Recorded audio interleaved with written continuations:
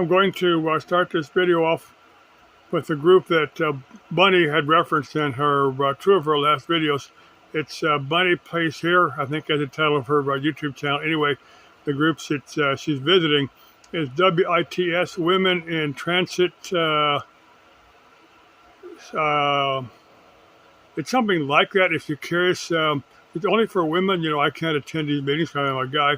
Well, I don't do the RV life anyway. I think it's just for women, you know, doing the van life, the RV life. I think. Now, if any women here are interested in that, hey, watch Bunny's video.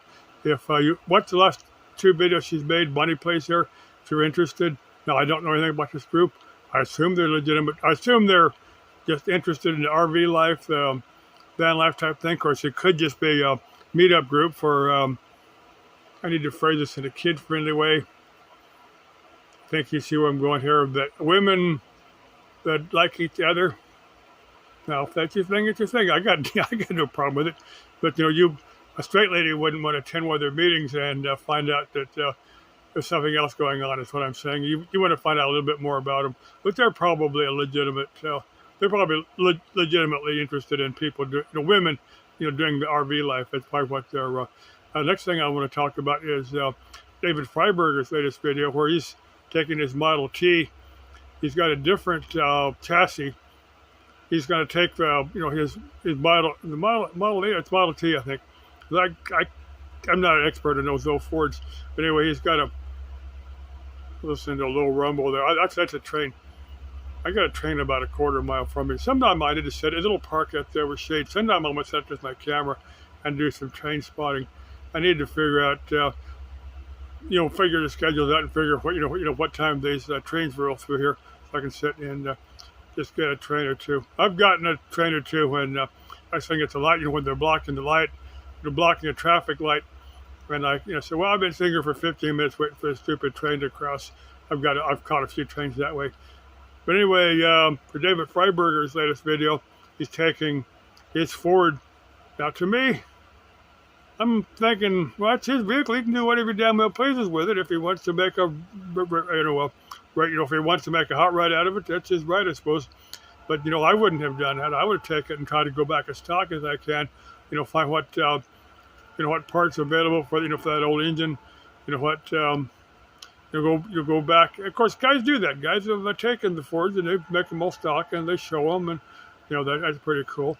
But David Freiberger's, another thing he's done, he's in this Ford, he's gone with a Chevy drivetrain. Now a lot of guys do that too. I found to have a gearhead watching my videos, another mechanic out there. How do you feel about David Freiberger taking a Ford and putting a Chevy drivetrain, engine and transmission? Now, the transmission is a small one. Oh, it's second. I think I'd have gone with a TH, a 700R4. They make those, purely mechanical. I'd have gone, I would have rebuilt a 700R4, and matched that up, because that's 4-speed with lock up in the torque converter. You can get pretty good gas mileage. That's what I'd have gone. But he went with a much smaller one. It's a 200. Of course, it's also a 4-speed with lock up with torque converter. It just, I think we're thinking there's just not a lot of weight on this thing. He's not running a tremendous amount of power. It's not a real big. It's a small block V8. But why are there gearheads out there that probably watch my videos? Watch David Freiberger. I like the dude. I think he's cool. But I don't agree with him on everything he's done. He said he expects to get heat from other mechanics on other guys that do rebuilds and stuff. Just taking an old Ford, making a hot rod out of it, and putting a Chevy drivetrain in there. Is that cool, or is that a crime against history? Now I'm going to get to another vehicle. This vehicle doesn't exist. A lady was referencing this vehicle because what it was, she talked about this, Tesla's a Cybertruck. Well, these things are like 80 grand, 100 grand. I actually called it. I interviewed him. I didn't get him on camera, but I had him just a video.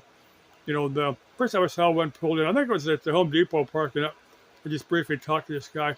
Because it's what the second or third one of these I've selling. This is the first time I got to talk to them. But anyway, this lady said there's about 3 different vehicles. This lady said she would rather drive than one of these Chevy, with these Tesla Cybertrucks. They're pretty weird looking. Now the first one was like was something AMC Gremlin or Pacer or something. It's one that's more windows than car. I can visualize it in my head, but I can't. It's a Pacer or Gremlin or it's one of the AMCs. But anyway, another one that I'm going to reference there is the one that Johnny Cash.